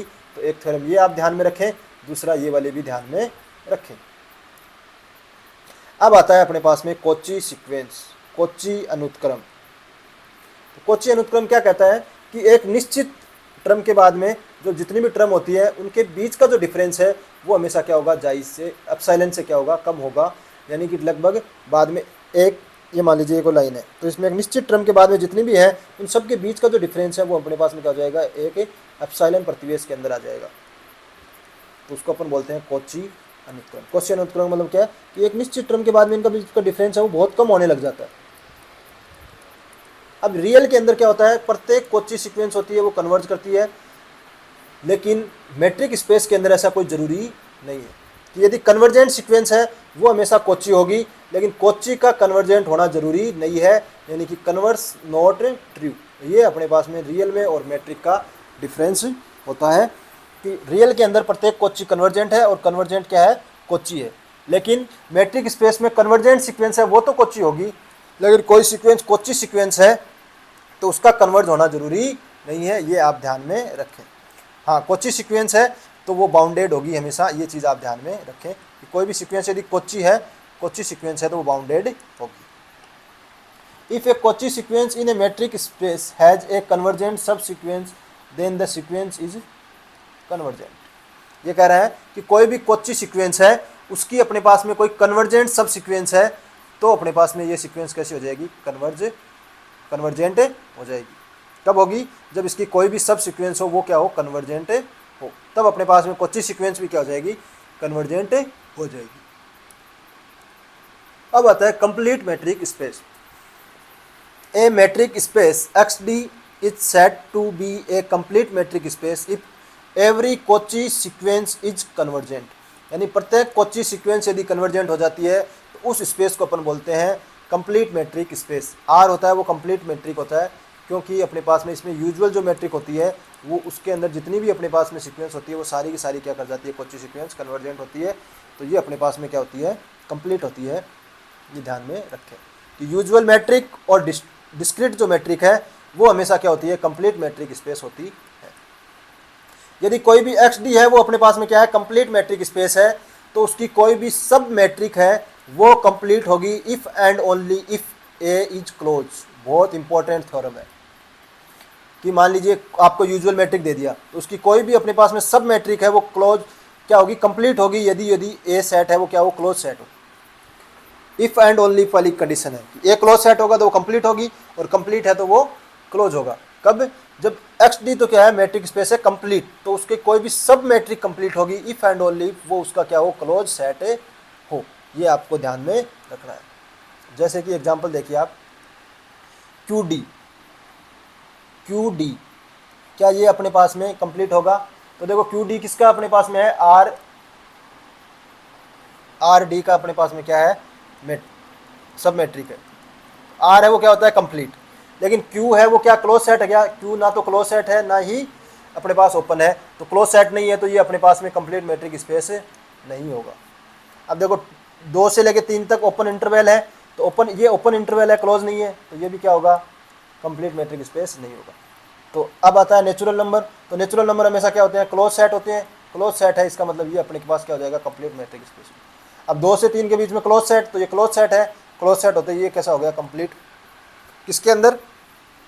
ये प्रॉपर्टी सिर्फ और सिर्फ अपने बात कर रहे हैं क्योंकि यूजुअल मैट्रिक होता है उसका अपने को पता है कि ये कंप्लीट मैट्रिक स्पेस है। भाई ये तभी लगा सकते हो अपन जब अपने पास में एक्स डी क्या हो? कंप्लीट मैट्रिक स्पेस हो, तब उसके कोई भी अपने पास में जो मैट्रिक स्पेस होते हैं, सब मैट्रिक स्पेस, वो हमेशा क्या होंगे? कंप्लीट होंगे यदि ए अपने पास में क्या हो? क्लोज सेट हो। तो ये चीज़ आप ध्यान में रखें। अब आता है Euclidean space R N is complete. L infinity और एल पी है वो भी कंप्लीट होते हैं। जितने भी continuous function A B interval पर हैं वो भी क्या होते हैं? Complete. The space C of all convergent sequence of complex number is complete. ये तो अपने पास में ये सारे एग्जाम्पल हैं जो आपको ध्यान में रखने हैं कि यूक्लिडियन स्पेस है वो भी कंप्लीट होता है, यूजुअल कंप्लीट होता है, डिस्क्रीट मैट्रिक कंप्लीट होता है, एल इन्फिनिटी, एल पी और कंटिन्यूस फंक्शन ए बी पे होते हैं वो भी कंप्लीट मैट्रिक स्पेस होते हैं, और the space C of all convergent sequence of complex number is complete. ये आप ध्यान में रखें। उसके बाद में आता है Cantor intersection theorem. A metric space X D is complete if and only if every nested sequence of non-empty closed subset of X whose diameter tends to 0 has a non-empty intersection। तो ये theorem का statement है जो आपको ध्यान में रखना है। यहाँ पे एक टर्म आई है नेस्टेड सीक्वेंस। तो नेस्टेड जो सीक्वेंस का मतलब ये होता है कि जैसे मान लीजिए A1 के अंदर फिर कंटेन हो जाए A2, A2 के अंदर कंटेन हो जाए A3, तो इस टाइप की जो सीक्वेंस होती है इसके अंदर हो जाए A4 और ऐसे आगे से आगे चलता जाए, तो इनको बोलते हैं अपन नेस्टेड सीक्वेंस। तो ये थ्योरम का स्टेटमेंट है कैंटर इंटरसेक्शन का, ध्यान में रखें, कोई ज़्यादा ऐसे काम का अपने है नहीं। अपने पास अब आता है compact set. A set S in a metric space X D is set to be compact if every open cover of S in X has a finite sub cover. यानी प्रत्येक ओपन कवर का अपने पास में क्या हो जाए? Finite sub cover हो, तो ये अपने पास में कॉम्पैक्ट सेट कहलाता है। कॉम्पैक्ट का मतलब होता है, हिंदी में बोलते हैं इसको सहत, सहत समुच्चय, कॉम्पैक्ट सेट। तो ये इसकी अपने पास में क्या है? परिभाषा है कि कॉम्पैक्ट सेट क्या होता है। यहाँ से अपने को कुछ खास बेनिफिट इसमें नहीं मिलने वाला। कॉम्पैक्ट सेट की जो अपने पास थ्योरम है वहाँ से अपने को क्वेश्चन पूछा जाता है कि अपने को डायरेक्ट थ्योरम से मतलब है, क्योंकि क्वेश्चन यहीं से बनता है कि in a discrete metric space a set A is compact if and only if A is finite set. यानी डिस्क्रीट मैट्रिक स्पेस के अंदर यदि फाइनाइट सेट है तो वो कॉम्पैक्ट होगा, और कॉम्पैक्ट है तो वो फाइनाइट होगा, इफ एंड ओनली इफ वाली condition. A finite set is a compact set in a metric space. तो कोई भी फाइनाइट सेट है वो हमेशा क्या होगा? कॉम्पैक्ट सेट होगा किसी भी मैट्रिक स्पेस के अंदर। तो ये चीज़ ध्यान में रखें कि कोई भी फाइनाइट सेट है वो हमेशा क्या होगा? कॉम्पैक्ट सेट होगा इसमें, मैट्रिक स्पेस में। A compact set is always close and bounded. यदि कोई सेट कॉम्पैक्ट है तो वो क्या होगा? ऑलवेज क्लोज एंड बाउंडेड होगा। लेकिन इसका विलोम सत्य नहीं है, यानी क्लोज और बाउंडेड हो तो वो कॉम्पैक्ट होना जरूरी नहीं है। लेकिन यदि कोई भी सेट कॉम्पैक्ट है तो वो हमेशा क्लोज और बाउंडेड होगा। और क्वेश्चन सोल्व करने में अपने यही सबसे ज़्यादा काम आता है। भाई अपने को पूछा कॉम्पैक्ट सेट है क्या, तो अपन चेक करेंगे क्लोज और बाउंडेड। अब जो क्लोज और बाउंडेड दोनों हो गया, फिर उसको अपन कॉम्पैक्ट सेट नहीं बोल सकते। लेकिन यदि वो क्लोज भी नहीं है, क्लोज नहीं है, तो फिर वो कॉम्पैक्ट नहीं हो सकता। यदि बाउंडेड नहीं है तो कॉम्पैक्ट नहीं हो सकता। यदि अपन डिस्कार्ड तो कर ही सकते हैं भाई, क्लोज और बाउंडेड दोनों होने से अपन ये नहीं कह सकते कॉम्पैक्ट सेट है। लेकिन ये तो कह सकते हैं यदि सेट क्लोज नहीं है तो कहेंगे कॉम्पैक्ट सेट नहीं है, बाउंडेड नहीं है तो फिर इसका कॉम्पैक्ट सेट भी, भाई इसका विलोम सत्य नहीं है, इसका नेगेशन तो सत्य है। तो अपन चेक करते हैं, कोई भी सेट दिया हुआ होता है, जैसे क्यू अपने से पूछे कि कॉम्पैक्ट सेट है या नहीं है, तो अपने को पता है क्यू है वो क्या नहीं है? बाउंडेड नहीं है, और ना ही अपने पास में ये क्लोज सेट है, तो ये कभी भी कॉम्पैक्ट सेट हो ही नहीं सकता। क्योंकि कॉम्पैक्ट होने का मतलब ये है कि उसको क्लोज और बाउंडेड तो होना पड़ेगा। अब जब ये क्लोज और बाउंडेड ही नहीं है तो फिर कॉम्पैक्ट कैसे होगा? अब 0 से 1 में मान लीजिए ओपन इंटरवल है, तो क्या ये कॉम्पैक्ट होगा? तो नहीं होगा, क्योंकि ये अपने पास में ओपन इंटरवल है, क्लोज नहीं है। अब क्लोज नहीं है तो फिर ये कॉम्पैक्ट कैसे हो सकता है? अब जैसे 1/n है, तो क्या ये अपने पास में कॉम्पैक्ट होगा? तो नहीं होगा, क्यों कि इसकी लिमिट है 0। अब 0 इसमें से बिलोंग कर नहीं रही, इसका मतलब ये क्लोज सेट नहीं है, क्लोज नहीं है तो ये कॉम्पैक्ट भी नहीं हो सकता। तो इस तरीके से आप एग्जाम्पल सॉल्व कर सकते हो। यूजुअल जो मैट्रिक है अपने पास में नॉर्मल रियल के अंदर, यदि उसमें अपने पास में क्लोज हो गया और बाउंडेड हो गया तो वो हमेशा क्या होगा, कॉम्पैक्ट सेट होगा। हाँ, यूजुअल मैट्रिक के अंदर क्लोज और बाउंडेड का मतलब है कॉम्पैक्ट होगा। अब आता है सिक्वेंटली कॉम्पैक्ट, अनुक्रमशः सह। कोई भी अपने पास में मैट्रिक है वो सिक्वेंटली कॉम्पैक्ट कहलाती है यदि x में प्रत्येक अनुत्क्रम एक अभिसारी उपानुक्रम हो, यानी कोई भी अपन सीक्वेंस लेते हैं उसका एक कन्वर्जेंट सब सीक्वेंस हो तो अपन इसको कहते हैं कि ये क्या है, सिक्वेंटली कॉम्पैक्ट है। अब देखिए, एक compact metric space is sequentially compact, यानी कॉम्पैक्ट है तो वो हमेशा क्या होगा, सिक्वेंटली कॉम्पैक्ट होगा। लेकिन सिक्वेंटली कॉम्पैक्ट का कॉम्पैक्ट होना जरूरी, तो देखिए यहाँ पे क्या आता है, a metric space is sequentially compact if and only if it has a Bolzano Weierstrass property. यानी कोई भी मैट्रिक स्पेस है वो सिक्वेंसली कॉम्पैक्ट है तो वो अपने पास में बोल्जनो-वीर्स्ट-स्ट्रास थ्योरम का पालन करेगी। अब आपको पता है कॉम्पैक्ट मैट्रिक स्पेस है वो हमेशा क्या होता है, सिक्वेंटली कॉम्पैक्ट। अब सिक्वेंटली कॉम्पैक्ट अपने पास में बोल्जनो-वीर्स्ट थ्योरम की पालन करती है, तो कॉम्पैक्ट मैट्रिक स्पेस है वो भी किस प्रॉपर्टी को होल्ड करेगी, बोल्जनो-वीर्स्ट-स्ट्रास प्रॉपर्टी को होल्ड करेगी। अब देखिए, अब दो थ्योरम आती हैं, एक आती है हेने-बोरेल प्रमेय, a subset A of R is compact if and only if A is bounded and close.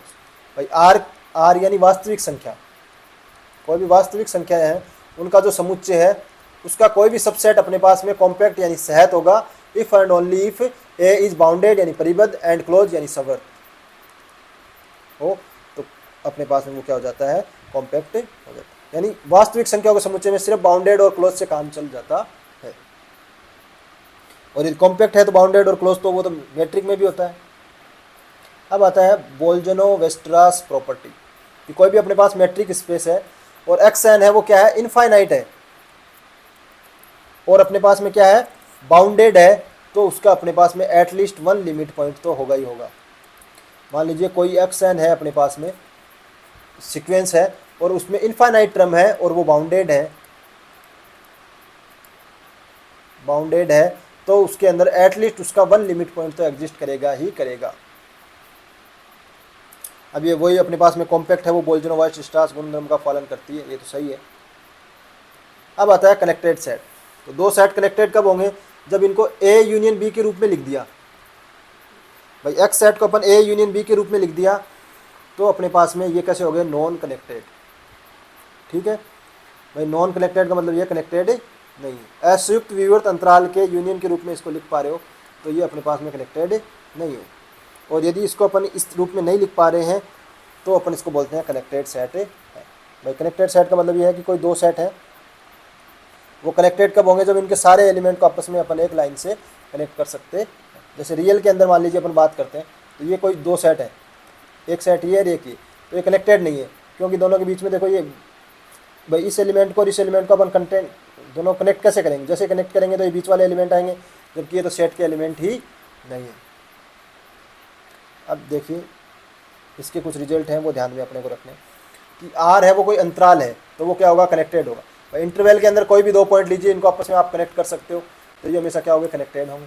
A metric space is disconnected if and only if there exist a non empty proper subset of X which is both open and close. ये important result है कि किसी भी metric space को disconnected कहेंगे if there exist a non empty proper subset of X which is close and open.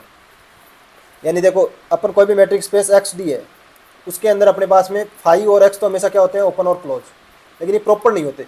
इनके अलावा कोई अपने को ऐसा प्रॉपर सबसेट मिल जाए जो अपने पास में ओपन भी हो क्लोज भी हो, दोनों है, तो अपने पास में ये कैसे हो जाएगी, डिसकनेक्टेड हो जाएगी। और डिसकनेक्टेड है तो अपने को कोई ना कोई ऐसा सेट जरूर मिलेगा जो ओपन भी होगा क्लोज भी होगा और इसका क्या होगा, प्रॉपर सबसेट होगा, क्योंकि इफ एंड ओनली इफ की कंडीशन है।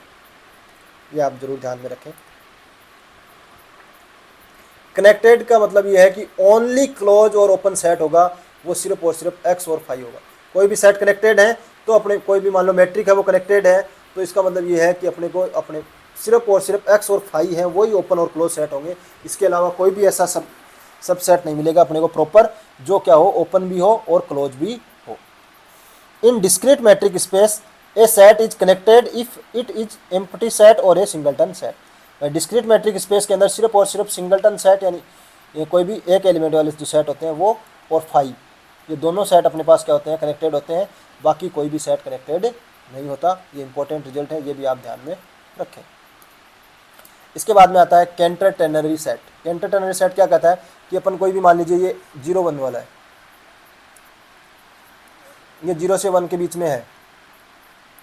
अब इसके बाद में नेक्स्ट पॉइंट में अपन क्या करेंगे, इसको 0 से 1 के बीच में है, तो ये जो बीच का जो पार्ट है 1/3, भाई इसका 1/3 1/3 1/3 तीन पार्ट में डिवाइड कर दिया, तो ये बीच वाला 1/3 है, इसको गायब कर देंगे, तो इन दोनों के यूनियन के रूप में लिख दें।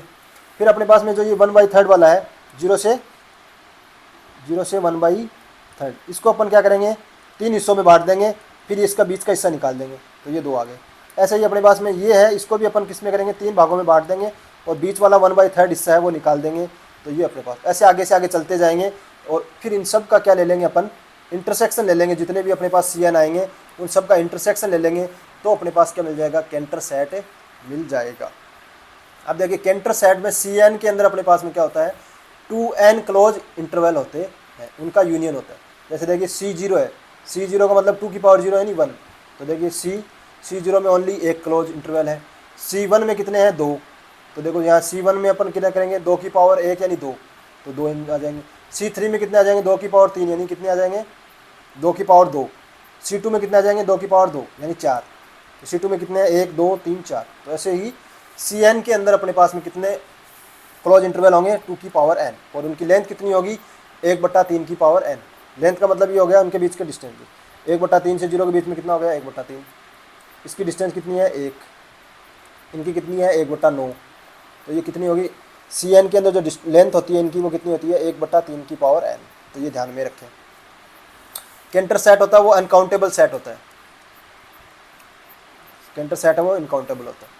Interior of Cantor set 5, boundary point of Cantor सारे बाउंड्री पॉइंट होते हैं। आइसोलेटेड पॉइंट 5, कोई भी आइसोलेटेड पॉइंट नहीं होता इसमें। कैंटर सेट होता है वो क्लोज सेट होता है, डेंस इटसेल्फ होता है, और परफेक्ट सेट होता है। परफेक्ट सेट का मतलब C डैश बराबर किसके हो जाएगा, C के, तो उसको अपन बोलते हैं परफेक्ट सेट। तो ये इसकी कैंटर सेट की प्रॉपर्टी है।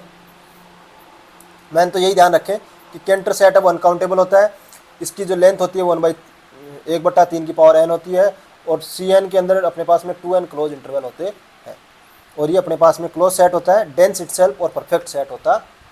ये इतनी चीज़ ध्यान रखोगे तो आपका काम हो जाएगा। और सबसे मेन इसमें ये ध्यान रखें कि इसका जो मेजर होता है वो 0 होता है। ये मेजर थ्योरी अपने पास में पोस्ट ग्रेजुएशन के अंदर चलती है, मेजर थ्योरी, लेबेस्की मेजर और वोवल, इसके अंदर जो इसका जो मेजर होता है कैंटर सेट का वो 0 होता है। अब कोई भी 2 मैट्रिक है तो इनका जो गुणन है वो भी एक मैट्रिक स्पेस होता है, इसको अपन बोलते हैं गुणन समस मैट्रिक स्पेस। ये अपने सिलेबस में नहीं है, बस इतना ध्यान रखें, मैट्रिक स्पेस होता है। और यदि x1 और x2 कंप्लीट है तो गुणन मैट्रिक स्पेस है वो भी कंप्लीट होता है। ये अपनी थ्योरी हो गई कंप्लीट। अब अपन चलते हैं क्वेश्चंस पे। 2011 फर्स्ट ग्रेड में क्वेश्चन आया हुआ है, in a metric space XD which is the following statement is correct. कौन सा स्टेटमेंट करेक्ट है, तो x is open but not close. अपने को पता है कि जो x है वो अपने पास में ओपन भी होता है, क्लोज भी होता है, तो ये गलत हो गया। Every open set is open sphere, open sphere नहीं होता, ओपन बॉल होता है। स्फीयर में तो सिर्फ और सिर्फ बाउंड्री पॉइंट आते हैं। अपने को क्या लेना होता है, ओपन सेट का मतलब ये है कि अंदर वाले सेट, भाई तभी तो अपने पास में ये नेबरहुड होगा। भाई कोई भी अपने पास में ओपन स्फीयर लेंगे तो वो अपने पास में ओपन सेट नहीं हो सकता, क्योंकि सिर्फ और सिर्फ बाउंड्री पॉइंट आते हैं इसमें। तो क्लोज सेट होता है यदि ए क्लोजर ए के बराबर हो, बिल्कुल सही बात है। Every open sphere is open, नहीं, स्फीयर तो ओपन इंटरवल नहीं हो सकता, तो दोनों ही बात गलत है। सी ऑप्शन इसमें सही हो जाएगा कि क्लोज सेट क्या होता है, ए क्लोजर किसके बराबर होता है, ए के। 2011 फर्स्ट सिंपल क्वेश्चन आए हुए। If X T is a metric space then which is statement is true.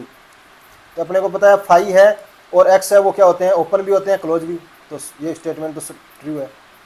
Union of arbitrary collection of open set is open, बिल्कुल सही है। इंटरसेक्शन नहीं होता, क्योंकि मैंने बताया था इंटरसेक्शन में लास्ट में क्या हो जा सकता है, सिंगलटन सेट आ जाता है, और सिंगलटन सेट क्या नहीं हो सकता, ओपन। तो अपने पास में ये ऑप्शन इसका सत्य हो जाएगा, ये करेक्ट नहीं है।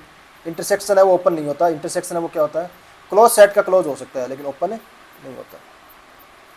हाँ, यूनियन ओपन का ओपन होता है। अब ये अपन ने मैट्रिक पढ़ी थी कि अपने पास में एक मैट्रिक स्पेस होता है, तो ये 2022 में आया हुआ क्वेश्चन है। तो देखिए if x D is a metric space which is the not true, तो ये भी अभी अपन ने किया, ये भी 2022 में आया हुआ क्वेश्चन है, तो ये भी क्वेश्चन किया वही है। अब अपने पास में आते हैं असिस्टेंट प्रोफेसर के प्रीवियस ईयर क्वेश्चन। पहला question, X D is a metric space then which statement is true on real line which usual metric singleton set is open. Singleton set open नहीं हो सकता, यूजुअल मैट्रिक के अंदर तो open set होने के लिए क्या होता है, इनफाइनाइट टर्म होनी चाहिए, तो ये ऑप्शन गलत हो गया। Every set in discrete metric space is open, बिल्कुल अपन स्टेटमेंट पढ़ा था कि डिस्क्रीट मैट्रिक में सारे के सारे जो सेट होते हैं वो कैसे होते हैं, ओपन होते हैं, बिल्कुल सकते हैं। रेशनल नंबर इज क्लोज, बिल्कुल नहीं होते क्लोज, क्योंकि रेशनल नंबर के जो अपने लिमिट पॉइंट होते हैं वो क्या होता है, आर, और वो सेट के अंदर नहीं है, तो ये क्लोज भी नहीं है और ये ओपन भी नहीं है। Every finite subset of a metric space is not necessarily be close, तो अपने पढ़ा था कि फाइनाइट जो सबसेट होता है मैट्रिक स्पेस का वो हमेशा क्या होता है, क्लोज सेट होता है। ये कह रहा नॉट नेसेसरीली क्लोज, ये तो गलत हो गया ऑप्शन, तो ये भी गलत हो गया, ये भी गलत हो गया। ऑप्शन कौन सा सही हो जाएगा, दूसरा। फिर नेक्स्ट क्वेश्चन है अपने पास में, विच statement is not true. Every close subset of A compact metric space is compact, बिल्कुल सही बात है कि किसी भी कॉम्पैक्ट मैट्रिक स्पेस का क्लोज सबसेट है तो वो अपने साथ क्या होगा, कॉम्पैक्ट होगा। डिस्क्रीट मैट्रिक स्पेस में फाइनाइट सेट होता है वो कॉम्पैक्ट, अभी अपन ने स्टेटमेंट पढ़ा है कि डिस्क्रीट मैट्रिक स्पेस में कॉम्पैक्ट सेट होगा इफ एंड ओनली इफ वो फाइनाइट सेट हो। Open interval with usual metric is compact, बिल्कुल गलत है, क्योंकि यूजुअल मैट्रिक के अंदर अपने पास में क्लोज सेट होते हैं, वो अपने पास में क्लोज प्लस बाउंडेड जो होते हैं वो क्या होते हैं, कॉम्पैक्ट सेट होते हैं। ये तो ओपन है, तो ये बात गलत हो गई, तो ये ऑप्शन नॉट ट्रू पूछा था, तो ये बात ऑप्शन सही हो गया। Compactness is connected with Henry Borel, Henry Borel property, बिल्कुल सही है। हेनरी बोरेल कहता है कि कोई भी सेट यूजुअल मैट्रिक्स में कॉम्पैक्ट है यदि वो बाउंडेड प्लस क्लोज है, तो ये अपने पास हेनरी बोरेल है, वो कॉम्पैक्टनेस से रिलेटेड ही है, ये बात तो सही है। A set A of a metric space X is close if and only if it is complement is open, ये भी पढ़ाई था अपन ने कि यदि ए क्लोज है तो इसका जो कॉम्प्लीमेंट है वो ओपन होगा, और यदि ए ओपन है तो इसका कॉम्प्लीमेंट है वो क्लोज होगा। तो ये स्टेटमेंट सीधा सीधा क्वेश्चन आया हुआ है, असिस्टेंट प्रोफेसर क्वेश्चन है। विच is the following is not true. Every open interval is open set, बिल्कुल सही बात है कि जो ओपन इंटरवल होते हैं वो हमेशा क्या होते हैं, ओपन सेट होते हैं, open interval. Every close interval, बिल्कुल क्लोज इंटरवल है वो क्लोज सेट होते हैं, बिल्कुल सही है। Every singleton set is open set, नहीं, ऐसा कोई जरूरी नहीं है। सिंगलटन सेट है वो हमेशा क्या होते हैं, ओपन होना जरूरी नहीं है। यूजुअल मैट्रिक के अंदर सिंगलटन सेट हमेशा क्या होते हैं, ओपन नहीं हो सकते कभी भी। तो every finite set is a close set, matric space में अपन ने पढ़ाई है कि फाइनाइट सेट होता है वो क्लोज सेट होता है। If A is any subset of a metric space then A is open if A contains all in limit point, limit point contain करता है तो वो क्लोज होता है, ओपन नहीं, तो ये गलत हो गया। A is open if is neighbourhood of each of its point, बिल्कुल सही है। ओपन सेट कब होता है, जब उसका प्रत्येक बिंदु का नेबरहुड है वो उसके अंदर कंटेन हो, तो वो ओपन सेट कहलाता है, बिल्कुल सही है। A is close if interior of, नहीं, इंटीरियर इसके बराबर ए के बराबर होता है तो ये ओपन होता है। Diameter of A is less than the diameter of A, इसका तो कोई रिलेशन ही नहीं है आपस में, तो ये भी गलत हो गया, ये भी गलत हो गया।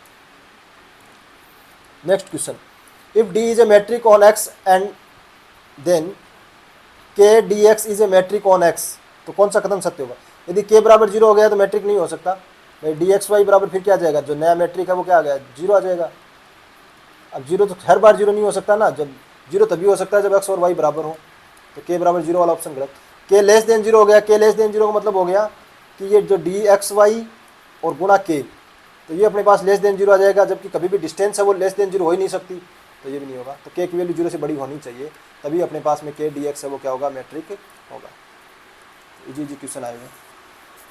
लेट यूजुअल मैट्रिक है तो अपने पास में ए ये दिया हुआ है, बी ये दिया हुआ है, तो अपने को क्या निकालना है, डायमीटर निकालना है। ए का डायमीटर कितना हो जाएगा, मैक्सिमम डिस्टेंस कितनी होगी, 2 और 1 के बीच में 1, तो ये डायमीटर आ गया डी ए। अब कह रहा है डायमीटर ऑफ बी, इनके बीच में मैक्सिमम डिस्टेंस कितनी होगी, 2, भाई 5 और 3 के बीच में, बाकी जितने भी इनके बीच के पॉइंट है उनकी डिस्टेंस हमेशा 2 से कम होगी। डायमीटर में मैक्सिमम देखते हैं, तो ये कितना आ गया, 2। तो अब ये रिलेशन दे रखा है कि डी ए प्लस कौन सा बराबर होगा, तो देखो दोनों का डिफरेंस 0 नहीं है, दोनों का सम 0 नहीं है, ये भी नहीं है, ये भी नहीं, चौथा ऑप्शन हो जाएगा भाई। डी ए कितना था, 1, 1 + 1 कितना आ गया, 2, किसके बराबर आ गया, डी पी के। ये इस तरीके से आप कर सकते हैं। फिर अपना अगला क्वेश्चन है, two set A and B are not separated set if, तो भाई सेपरेटेड सेट नहीं है, सेपरेटेड नहीं है। तो देखो 2 और 3 और 3 4, तो ये इसमें तो कुछ कॉमन ही नहीं है भाई, 2 और 3 और 3 और 4, तो ये जो 3 है वो दोनों में नहीं है, तो ये अपने पास अलग हो गया, ये अलग हो गया, सेपरेट हो गए दोनों सेट। 2 3 और 4 5, तो ये भी सेपरेट हो गए 2 3, यानी इस लाइन पे ये तो 2 हो गया, ये 3 हो गया और ये 4 5, तो दोनों क्या हो गए, सेपरेट हैं, अलग अलग हैं। लेकिन यहाँ देखो यहाँ पे 3 4 और 4 5, इसका मतलब क्या हो गया, पूरा सेट एक साथ है कि 3 से लेके 4 तक और फिर अगला 4 से शुरू हो जाएगा 5 तक, तो पूरा का पूरा क्या आ गया, ये एक इंटरवल आ गया 3 से लेके 5 तक। तो ये अपने पास में क्या है, सेपरेटेड सेट नहीं है। नेक्स्ट अपने पास में कहता है कि A is a compact subset of a metric space and B B a close subset of X such that intersection क्या है, अपने पास में फाई है। इंटरसेक्शन फाई का मतलब है कोई भी एलिमेंट कॉमन नहीं है, कॉमन नहीं है तो हमेशा इनकी जो डिस्टेंस आएगी वो 0 से बड़ी आएगी। 0 के बराबर कब आएगी, जब कोई ना कोई एलिमेंट कॉमन हो। भाई कोई ना कोई कॉमन होगा जब तो अपने पास में डी एक्स एक्स है वो कितना आता है, 0। दोनों एलिमेंट बराबर होते हैं तब 0 आता है। अब ये कह रहा है कोई एलिमेंट कॉमन ही नहीं है, यानी दोनों एलिमेंट अलग अलग हैं, तो अलग अलग है तो डिस्टेंस हमेशा क्या आएगी, 0 से बड़ी आएगी, तो उसका मिनिमम भी हमेशा क्या आएगा, 0 से बड़ा ही आएगा। तो ये इसका ऑप्शन हो जाएगा। इस तरीके से अपने पास में ये सारे क्वेश्चन हो गए और ये अपने कंप्लीट। नेक्स्ट करेंगे अपन अगली क्लास में रिंग थ्योरी। धन्यवाद।